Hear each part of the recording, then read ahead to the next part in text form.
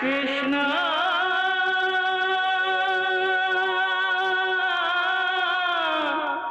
कृष्णा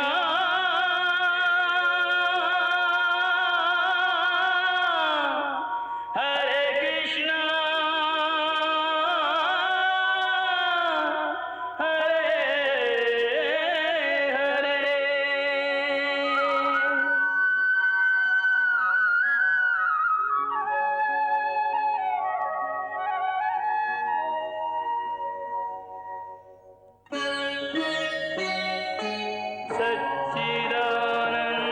सच्चिदानन्दरूपाय विश्वोत्पत्त्यादिहेतवे तापत्रयविनाशाय श्रीकृष्णाय वयं नमः।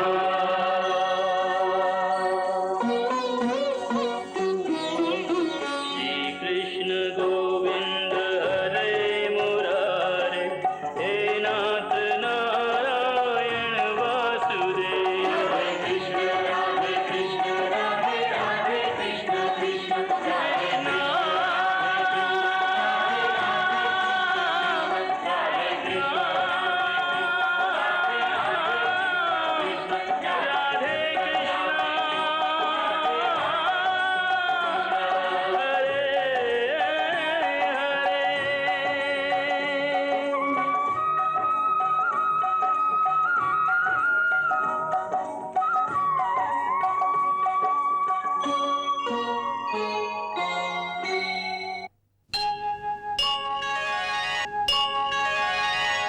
नारायण नारायण।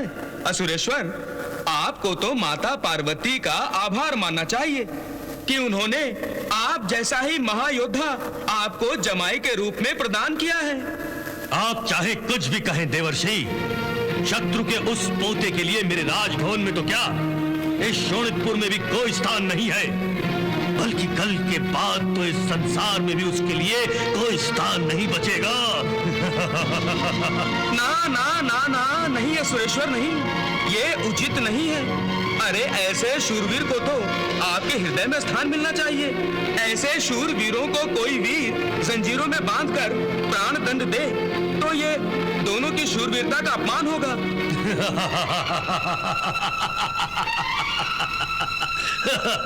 अब बात समझ में आई देवर्षि। कौन सी बात है सुरेश्वर? जो बात अब तक आपने बताई नहीं थी। नारायण नारायण। देवर्षि, अब मैं समझ गया कि अपने पोते को बचाने के लिए ग्वाले कृष्ण ने आपको मेरे पास भेजा है। नारायण नारायण। देवर्षि, परंतु अनिरुद्ध को कोई नहीं बचा सकता। मैं कल अनिरुद्ध को मृत्यु दंड दूंगा। मैं भी देखता हूं कि कौन सा सूरमा उसे बचाने आता है।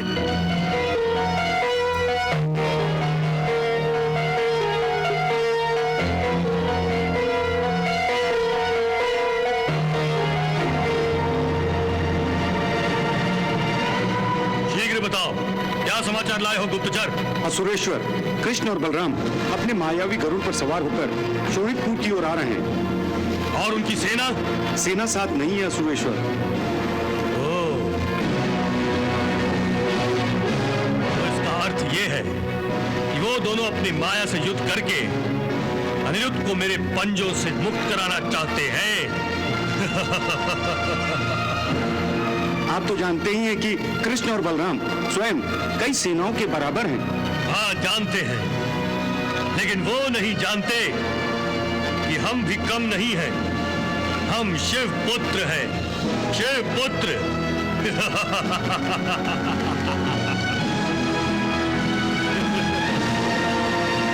वो दोनों ग्वाले हमसे क्या युद्ध करेंगे? मैं उन्हें शोणितपुर में प्रवेश करने ही नहीं दूंगा। उनके लिए तो मेरा ज्वर ही पर्याप्त होगा।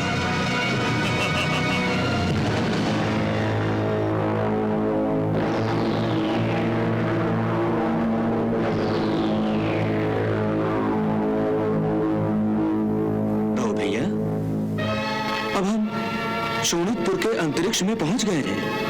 कन्हैया, यदि हम शोणितपुर के अंतरिक्ष में पहुंच चुके हैं तो हमें बिना विलंब किए शोणितपुर में प्रवेश करना चाहिए। वहां अनिरुद्ध के प्राण संकट में कन्हैया। हाँ दाऊ भैया, मैं भी ऐसा ही चाहता हूँ कि एक क्षण की भी देरी किए बिना हमें शोणितपुर में प्रवेश करना चाहिए। परंतु कन्हैया, यदि तुम भी यही चाहते हो तो फिर संकोच किस बात का है और फिर किस बात की बाधा है? है दाऊ भैया, बाणासुर। बाणासुर?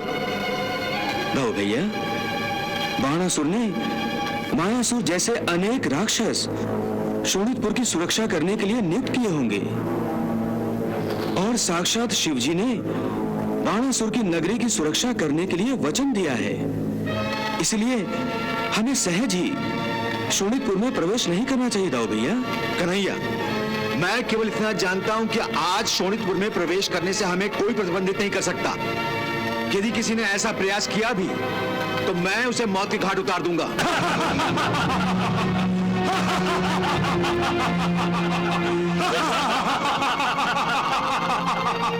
कन्हैया, कन्हैया ये कौन है? मैं ज्वर हूँ। दाऊ भैया, इसे महादेव शिवजी ने बाणासुर की नगरी शोणितपुर की रक्षा करने के लिए स्वयं नियुक्त किया है। हे कृष्ण, हे बलराम, मैं आप दोनों का आदर करता हूँ, परंतु मैं शोणितपुर में प्रवेश करने की आज्ञा नहीं दे सकता, क्योंकि शोणितपुर की सीमा सुरक्षा मेरा धर्म है। इसलिए आप दोनों चले जाइए। हम यहाँ लौटने के लिए नहीं आए हैं ज्वर। तुम स्वयं हमारे रास्ते से हटते हो या मैं तुम्हें हटाऊं? मुझे कोई नहीं हटा सकता बलराम, मुझे कोई नहीं मार सकता, परंतु मैं किसी को भी मार सकता हूँ, क्योंकि मुझे महादेव शिव शंकर का आशीर्वाद प्राप्त है। इसलिए अब मैं अंतिम चेतावनी दे रहा हूँ, आप शोणितपुर के अंतरिक्ष से तत्काल चले जाइए। ज्वर, सावधान।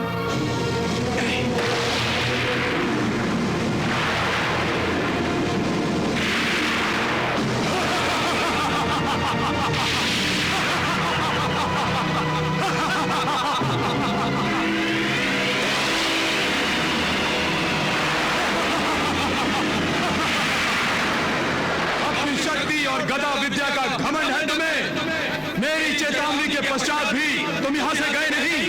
अब तुम द्वारिका वापस जीवित नहीं जा सकते।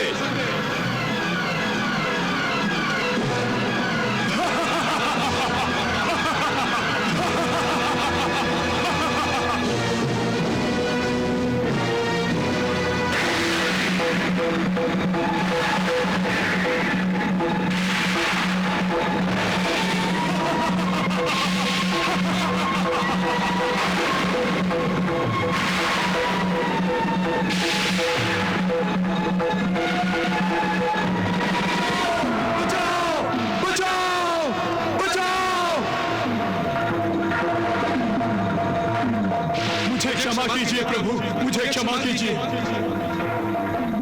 मुझे अपने धर्म का पालन करने के लिए आपसे लोहा लेना पड़ा। मुझे क्षमा कीजिए प्रभु। आप भक्त वत्सल हैं, आप शरणागत वत्सल हैं। मैं आपकी शरण में आया हूँ, मेरी रक्षा कीजिए, मेरी रक्षा कीजिए।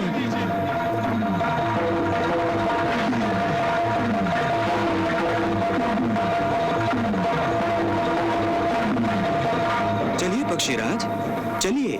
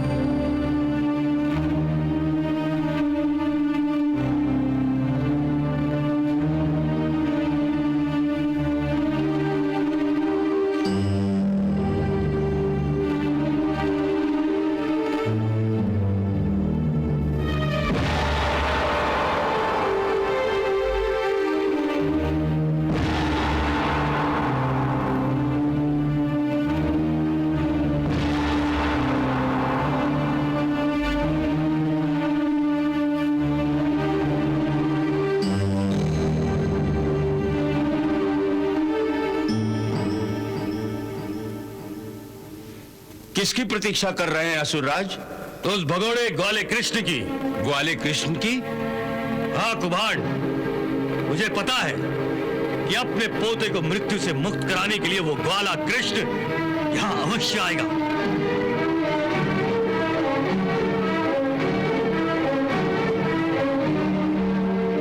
कुभाड़, अब मुझे वो युद्ध प्राप्त होगा जिसकी मुझे प्रतीक्षा थी। कुभाड़, बाणासुर, अब तुम्हें और प्रतीक्षा करने की कोई आवश्यकता नहीं। मैं आ गया हूं।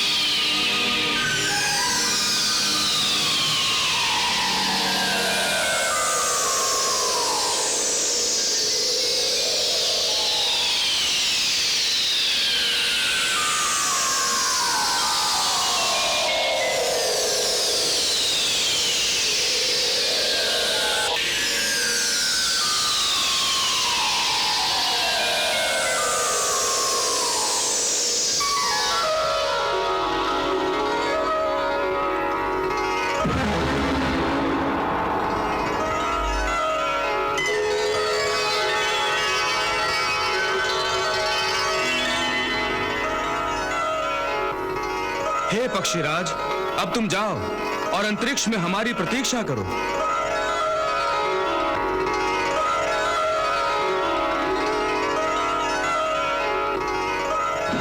मैं पहले ही जानता था कि तुम अपने पोते को छुड़ाने के लिए यहां अवश्य आओगे, और इसलिए मैंने तुम्हारे स्वागत का प्रबंध पहले से ही कर दिया था।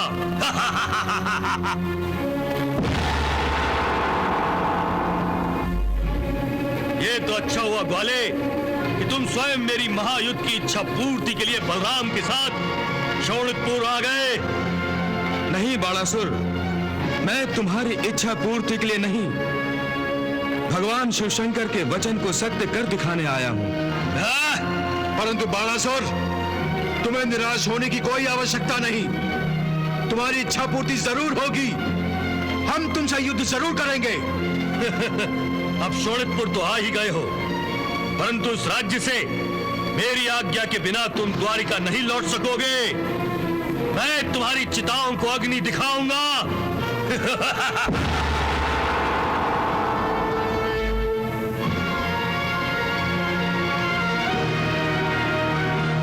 ठहरो असुरराज, युद्ध से पहले मैं तुम्हें एक अवसर देना चाहता हूं, इसलिए कि मैं अब भी तुम्हें अपना संबंधी मानता हूं। क्या तुम मेरी पौत्र वधू उषा का विवाह करके हमारे हवाले करने को तैयार हो? कृष्ण! असुरराज, तुम्हारे हमारे परिवार अनिरुद्ध उषा के प्रेम के धागे से बंध गए हैं। नहीं गोले, धागों से बंधा कच्चा नाता हमें स्वीकार नहीं है। मैं तो तुम्हें लोहे की जंजीरों में बांधकर अटूट संबंध जोड़ना चाहता हूं, शत्रुता का संबंध।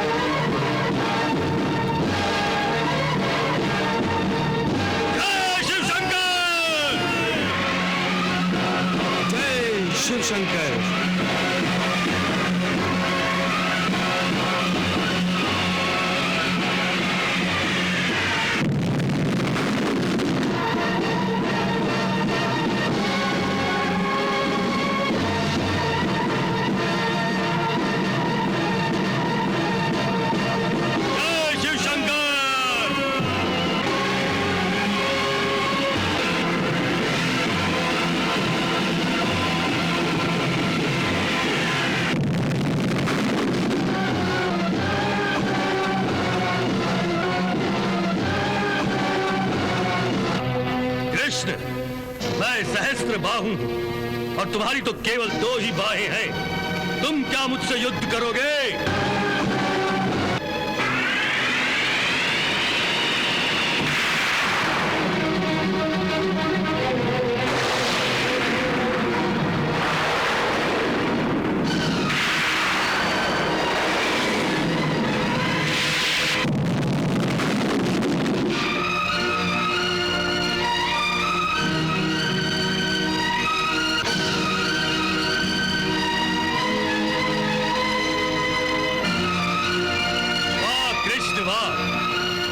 अपने आप को कैसे बचाओगे? मैं ब्रह्मशिर अस्त्र प्रकट कर रहा हूं। सावधान!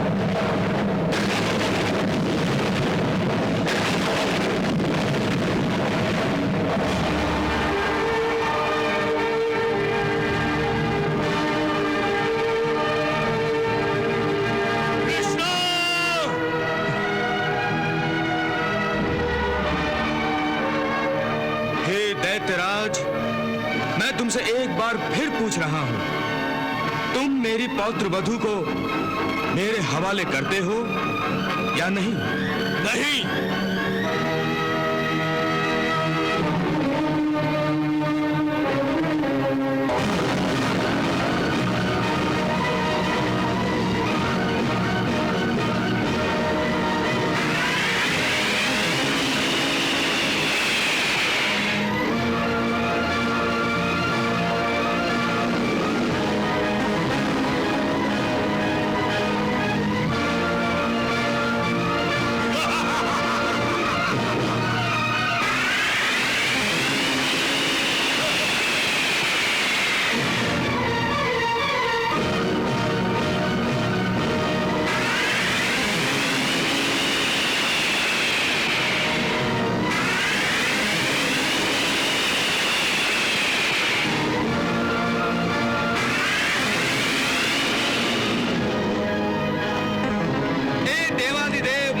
शिव शंकर, बाणासुर के अहंकार की भुजाओं प्रभु तोड़ रहे हैं। आहा, नारायण।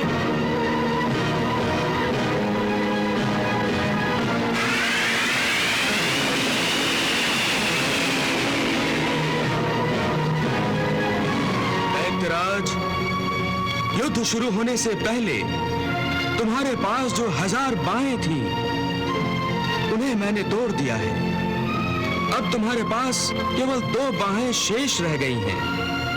अब मैं भी द्विभुज हूं और तुम भी द्विभुज हो। मैं फिर तुमसे एक बार पूछ रहा हूं, क्या तुम मेरी पौत्र वधू उषा को मेरे हवाले कर रहे हो या नहीं?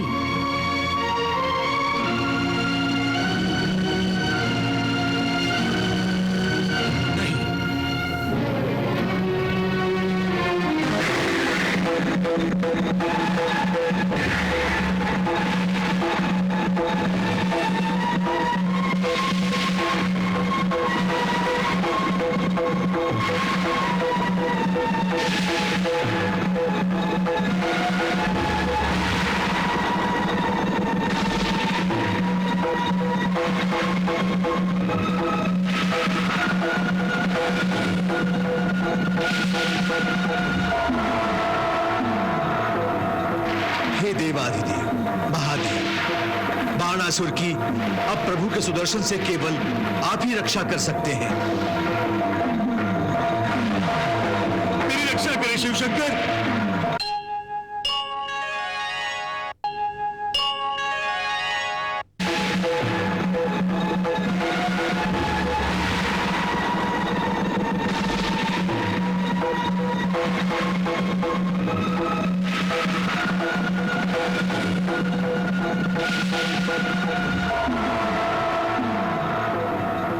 हे देवाधिदेव महादेव, बाणासुर की अब प्रभु के सुदर्शन से केवल आप ही रक्षा कर सकते हैं। मेरी रक्षा करें शिवशंकर।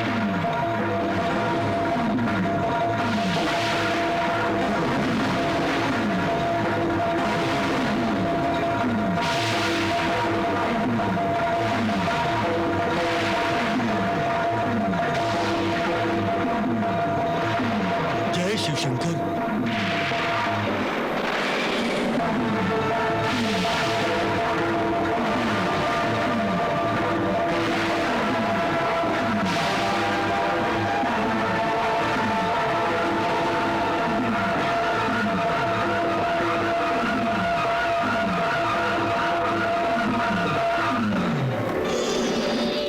प्रणाम प्रभु। प्रणाम भोलेनाथ। प्रभु, आपने बाणासुर के अहंकार को तो नष्ट कर दिया, अब क्या उसका वध भी करना चाहते हैं आप? हे भोलेनाथ, मैं तो केवल एक पापी, अहंकारी और दुष्ट को नष्ट करना चाहता था। परंतु प्रभु, भगवान भोलेनाथ ने बाणासुर को अपना पुत्र माना है और भगवान भोलेनाथ का पुत्र एक कुकर्मी, अधर्मी और पापी की मृत्यु मरे, यह उचित नहीं है नारायण। हे देवर्षि, ये तो मैं भी जानता हूं कि बाणासुर भगवान शिव जी का पुत्र है और आज तक जितने भी अहंकारी पापी असुरों, अधर्मी पापी असुरों और अधर्मी शत्रुओं का मैंने वध किया है, उनमें बाणासुर ही सबसे महान प्रतापी भी है और महापापी भी है। और मैं ये भी जानता हूं कि उसका वध करना बड़े से बड़े शक्तिमान के लिए असंभव है, क्योंकि वो शिव शक्ति से संपन्न है। परंतु भगवान शिव भी ये कैसे सहन कर सकते हैं कि उनकी शक्ति का दुरुपयोग हो। बाणासुर ने अपनी असीम शक्ति का अनुचित लाभ उठाते हुए समस्त संसार में आतंक मचा दिया। भगवान शिव का पुत्र होते हुए अधर्म को अपनाया और अपनी शक्ति से सबको परास्त करके अधर्म का साम्राज्य स्थापित किया।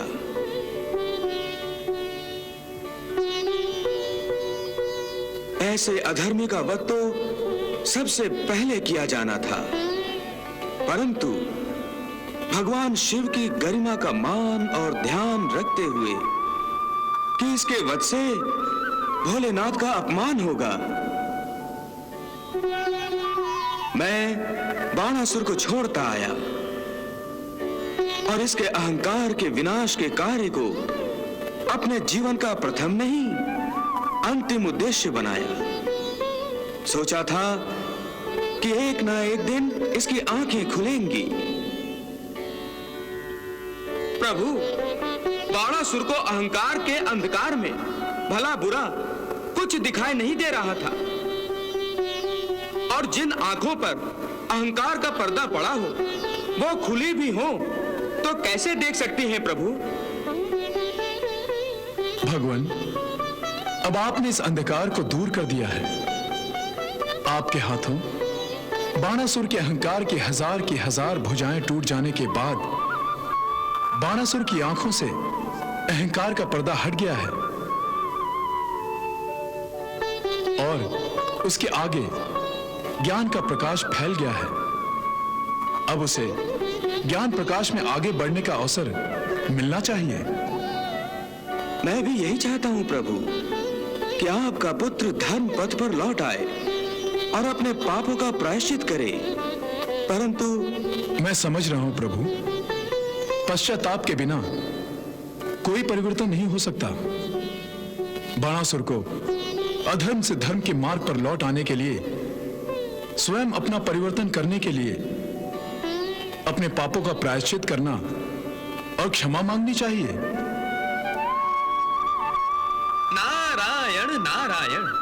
असुराज बाणासुर, आप जिस शक्ति से संपन्न हैं उसी शिव शक्ति के दो समान रूप हैं, भगवान श्री कृष्ण और भगवान भोलेनाथ।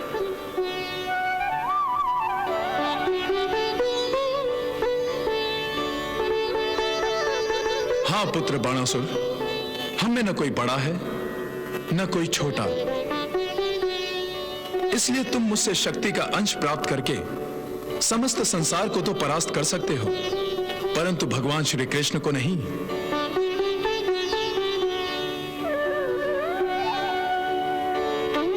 हे असुराज, भगवान श्री कृष्ण हरि हैं और महादेव शिव शंकर हर हैं,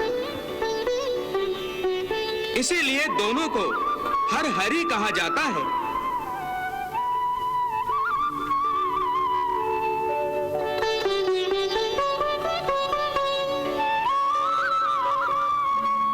असुराज, आप वास्तव में भगवान श्री कृष्ण से नहीं महादेव से ही युद्ध कर रहे थे। नारायण नारायण।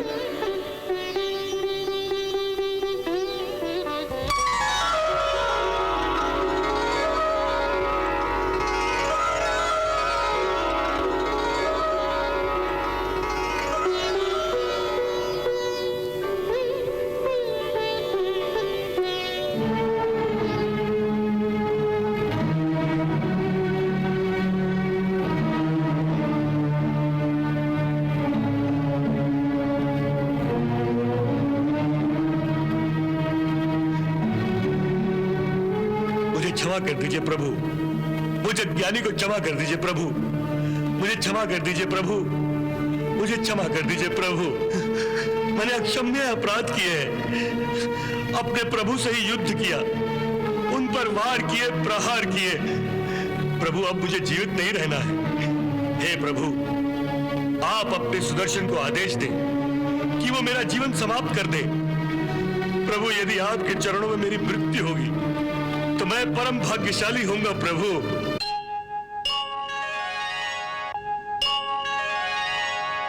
हे बाणासुर, मैं तुम्हारा वध करके भगवान शिवजी का अपमान नहीं कर सकता था। मैं तो केवल तुम्हारे अहंकार का नाश करने आया था, तुम्हारा वध करने नहीं। तुम शिवपुत्र होने के नाते मेरे लिए अवध्य हो। मेरा आशीर्वाद सदा ही तुम्हारे साथ होगा। प्रभु, आपके आशीर्वाद से मेरे जीवन का अंधेरा दूर हो गया प्रभु। प्रभु मैं आपके पौत्र वधू और पौत्र को आपके सुपुर्द कर रहा हूं, उन्हें भी आशीर्वाद दीजिए प्रभु।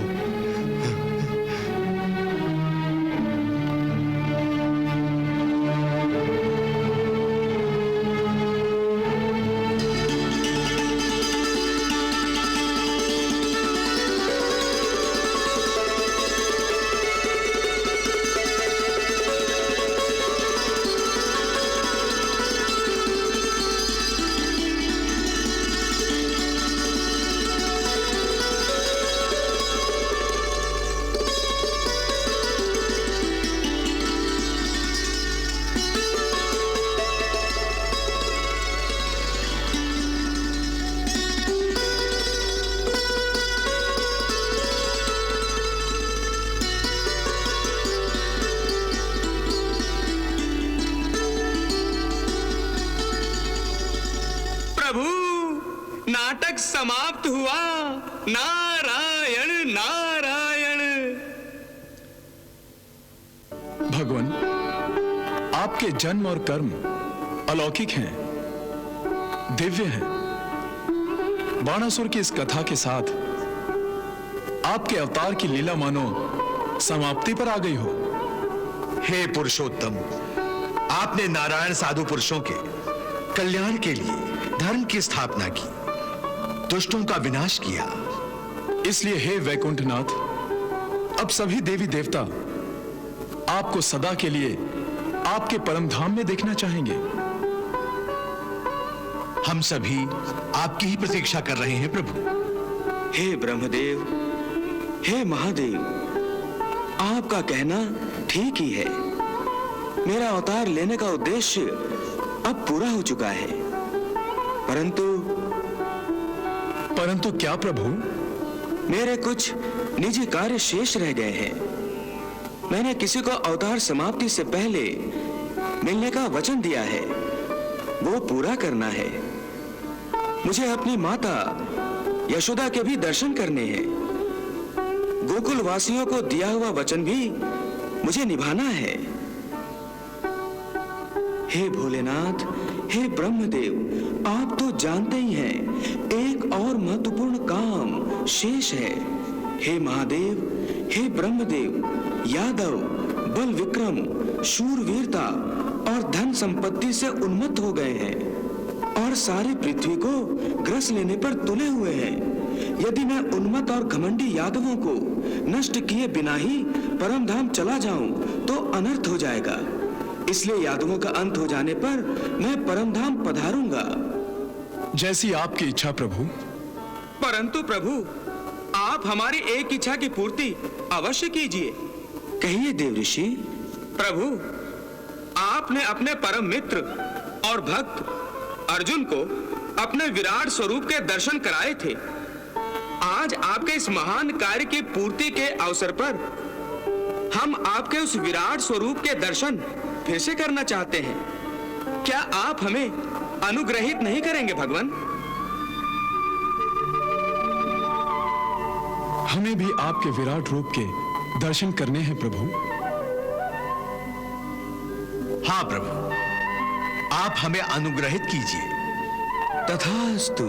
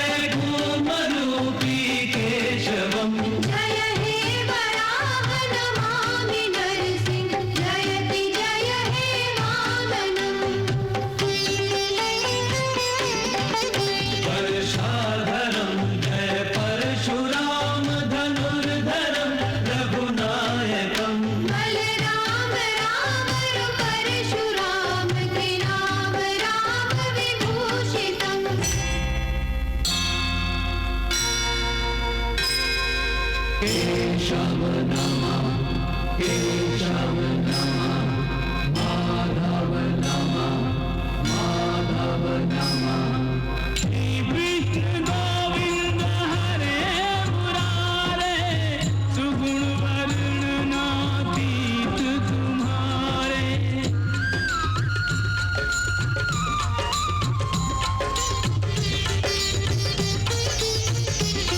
विराट स्वरूप त्रिभुवन राया तुम्हारी जय जय त्रिभुवन राया धन्य है यह विराट तम रूप धन्य है यह विराट तम रूप जिसमें ब्रह्मांड विराट समाया तुम्हारी जय जय त्रिभुवन राया विराट स्वरूप त्रिभुवन राया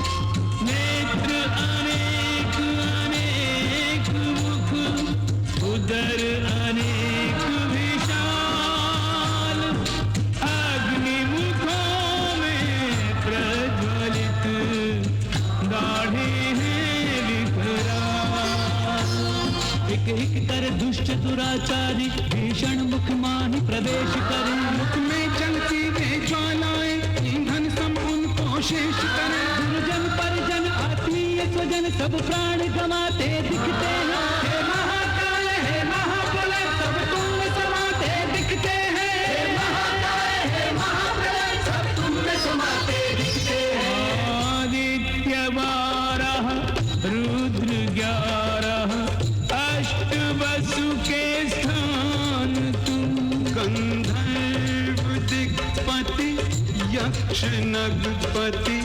सबका रखते ध्यान तुम कर्मानुसार सुगति कुगति करते हो नाथ प्रदान तुम कल्याण का वरदान तुम निर्वाण तुम भगवान तुम लक्ष्मीकांतं नमो नमः क्षीरप्रशान्तं नमो नमः राधा नागर नमो नमः प्रेम के सागर नमो नमः दशावतारी नमो नमः योगकारी नमो नमः हे पुरुषोत्तम नमो नमः सच्चिदानंदं नमो नमः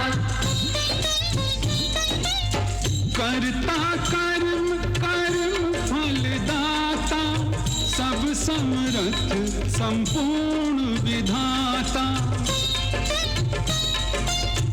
मैं सामर्थ्यवान नहीं ऐसा जो परणू तुमको तुम जैसा कृष्ण हरे गोविंद हरे अगम्य अपार सार के सार अगम्य अपार सार के सार आप ही जानो आपकी माया विराट स्वरूप त्रिभुवन राया तुम्हारी जय जय त्रिभुवन राया ओ प्रभु हम मृत्युलोक के प्राणी निर्बल याचक और अज्ञानी कृष्ण हरे गोविंद हरे मोहन माधव कृष्ण हरे हो मन में प्रेम के दीप जला दो द्वेष मिटा दो बैर मिटा दो कृष्ण हरे गोविंद हरे मोहन माधव कृष्ण हरे श्री चरणों में स्थान हमें दो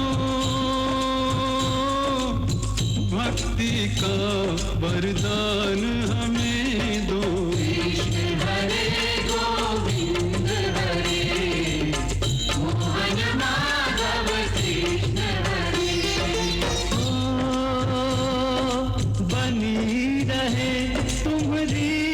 मथुराई, चाकर रखो दो सेवकाई। कृष्ण हरे गोविंद हरे, मोहन माधव कृष्ण हरे। सेवा का फल बस यही मांगे, जन्म जन्म तुम पद अनुरागे। कृष्ण हरे गोविंद हरे, मोहन माधव कृष्ण हरे। कृष्ण हरे गोविंद हरे, मोहन माधव कृष्ण हरे। कृष्ण हरे गोविंद हरे, मोहन माधव कृष्ण हरे। कृष्ण हरे गोविंद हरे, मोहन माधव कृष्ण हरे। कृष्ण हरे गोविंद हरे, मोहन माधव कृष्ण हरे। हरे कृष्ण कृष्ण कृष्ण हरे हरे, हरे कृष्ण कृष्ण कृष्ण हरे हरे, हरे कृष्ण कृष्ण कृष्ण हरे हरे, हरे कृष्ण कृष्ण कृष्ण हरे हरे, हरे कृष्ण कृष्ण कृष्ण हरे हरे, हरे कृष्ण कृष्ण कृष्ण हरे हरे।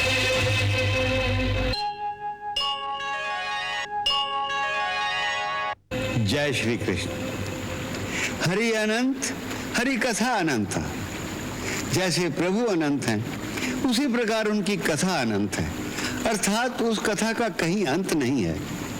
इसलिए जिस कथा का कहीं अंत ही नहीं है, तो कथावाचक उसका समापन कहाँ और कैसे करे? भगवान की कौन सी लीला अंतिम है, इस प्रश्न का उत्तर देना मुश्किल है। हाँ, यह संभव है कि जैसे किसी अथाह सागर में चलता हुआ जहाज सागर के बीच किसी सुंदर द्वीप पर कुछ देर के लिए रुक जाता है, उसी प्रकार इस कहानी के किसी सुंदर मोड़ पर पहुंचकर विश्राम के लिए कथावाचन कुछ काल के लिए स्थगित कर दिया जाए। आज हम वही करने जा रहे हैं। पिछले 7.5 वर्षों से निरंतर प्रति सप्ताह भगवान श्री कृष्ण की विविध लीलाओं का वर्णन करने के बाद आज हम कुछ काल के लिए इस कथा पर विराम चिन्ह लगा रहे हैं, क्योंकि ये कथा आज उस मुकाम पर कहानी के उस सुंदर मोड़ पर पहुंच गई है जहां श्री कृष्ण के अवतारी जीवन का एक महत्वपूर्ण पहलू, एक इम्पॉर्टेंट चैप्टर और उनके अवतार लेने का एक मुख्य कारण सफलता के शिखर पर पहुंच गया है। गीता में श्री कृष्ण ने स्वयं कहा है, परित्राणाय साधूनां विनाशाय च दुष्कृतां धर्म संस्थापनार्थाय संभवामि युगे युगे। अर्थात अवतार का मुख्य उद्देश्य था धर्म संस्थापन। इसके लिए कर्म की जो योजना थी, प्लान ऑफ एक्शन था, वो 2 भागों में बटा हुआ था। पहला भाग परित्राणाय साधूनां, सो वो काम उन्होंने महाभारत के युद्ध में पांडवों को विजय दिलाकर पूरा कर दिया। दूसरा भाग था विनाशाय च दुष्कृतां। महाभारत के युद्ध तक ये कार्य आधा ही पूरा हुआ था। कंस,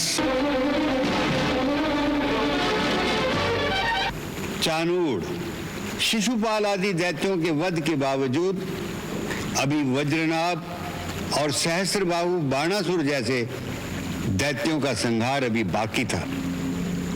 यह अधूरा काम भी सहस्त्रबाहु की पराजय के साथ पूरा हो गया।